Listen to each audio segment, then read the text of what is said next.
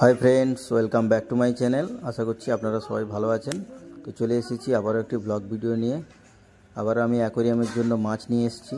দেখতে পাচ্ছেন দুটো অ্যাকোয়ারিয়ামের জন্য মাছ নিয়ে এসেছি। দুটো অ্যাকোয়ারিয়ামে দুটো পলিপ্যাকে করে মাছ অলরেডি জলে ছাড়া আছে, কারণ জলের টেম্পারেচারের সঙ্গে ওই টেম্পারেচারটা ম্যাচ না হওয়া পর্যন্ত আমি অ্যাকোয়ারিয়ামে মাছটা ছাড়তে পারছি না।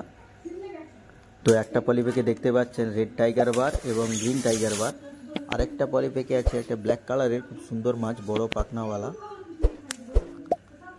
তো এই মাছগুলোকে আপাতত 10 মিনিটের মতো আমি অ্যাকোয়ারিয়ামের জলে ছেড়ে রাখবো। তারপর মাছগুলোকে পলিপ্যাক থেকে বাইরে বের করব এবং আস্তে আস্তে একটা একটা করে অ্যাকোয়ারিয়ামে সেগুলোকে ছেড়ে দেব।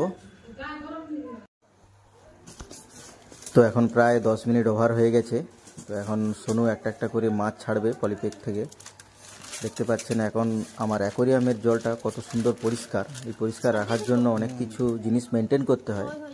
অ্যাকোয়ারিয়াম শুধু থাকলেই হয় না, কারণ জলটাকে পরিষ্কার রাখার জন্য অনেক কিছু নিয়ম মেনে চলতে হয়, যার কারণে জলটা পরিষ্কার থাকে।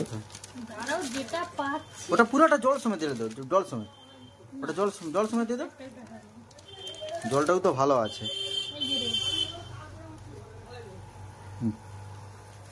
চলো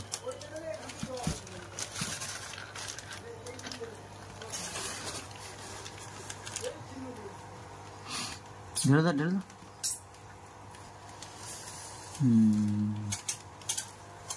সবগুলো গেছে। একটু চালাতে হবে, পাওয়ার পাম্পটা চালাতে হবে।